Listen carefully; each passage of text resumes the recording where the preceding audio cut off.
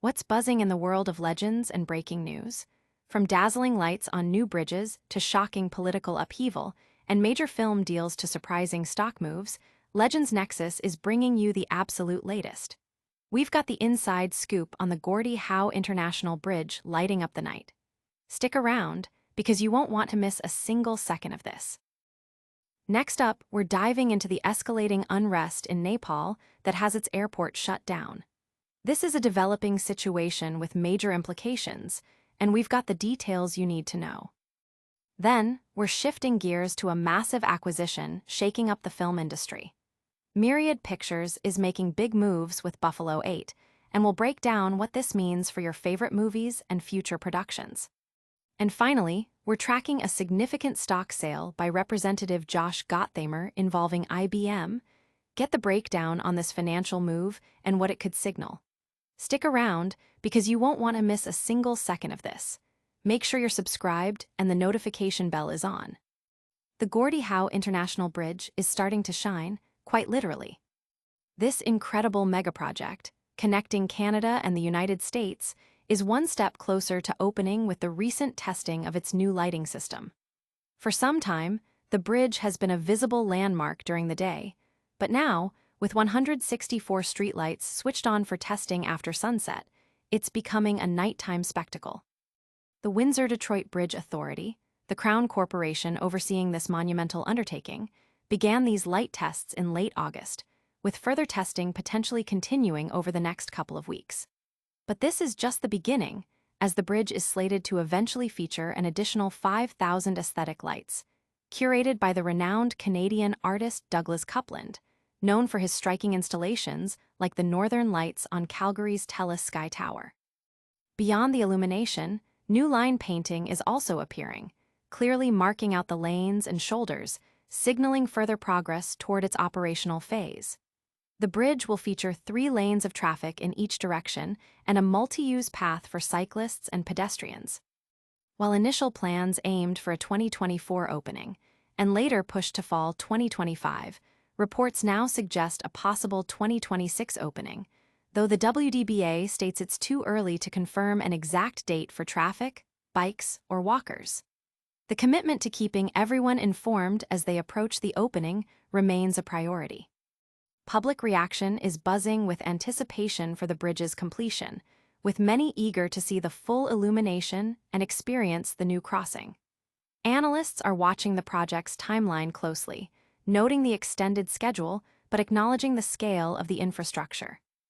Don't go anywhere, because the story of this bridge is far from over, and we've got even more jaw-dropping news coming up, including political drama across the globe. Nepal is currently facing a severe political crisis, leading to the closure of Tribhuvan International Airport in Kathmandu.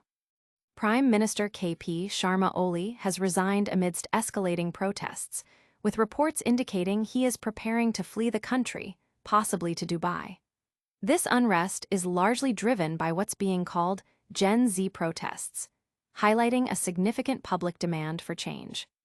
The situation escalated rapidly, resulting in the shutdown of the nation's primary airport, severely impacting travel and commerce. The protests, sparked by a complex mix of political and social grievances, have turned deadly, underscoring the gravity of the internal conflict. Details are still emerging, but the implications for Nepal's stability and its international relations are substantial. The reported plan for Prime Minister Oli to seek refuge in Dubai signals a potential collapse of the current government and a period of significant uncertainty for the nation. International observers and the Nepali diaspora are watching with deep concern, with social media amplifying calls for peace and democratic reform. Analysts are assessing the potential for a power vacuum and the impact on regional security. This is a developing story with global implications, but we're not done yet. Next, we're heading into the world of cinema, where a major deal is set to change the landscape. Myriad Pictures has just announced a significant acquisition, securing international sales rights for a substantial portion of Buffalo 8's film library. This exciting deal, which notably excludes U.S. distribution rights, brings a slate of high-profile films under Myriad's international purview. Among the acquired titles are Atrabilious, starring Alec Baldwin, Jeffrey Wright, and Whoopi Goldberg; Bundy Manor, directed by Alexander Watson; A Hundred Lies, featuring Rob Rocco; and Rift, starring Darren Kane and Lisa Wu, which already has a U.S. pay television window with Showtime.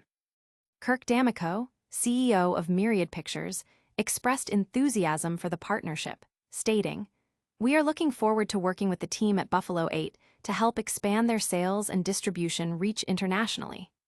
He highlighted Buffalo 8's impressive selection of films and their appeal to international distributors, tapping into the growing global demand for content across various platforms. The deal was negotiated by Scott Bednow and Madna Kermasheva for Myriad Pictures and Nikki Justice and Jacob Silvera for Buffalo 8. D'Amico and Bednow are set to showcase these titles at the upcoming Toronto Film Festival. Myriad's current slate also includes projects like American Sweep Shop and The Pond.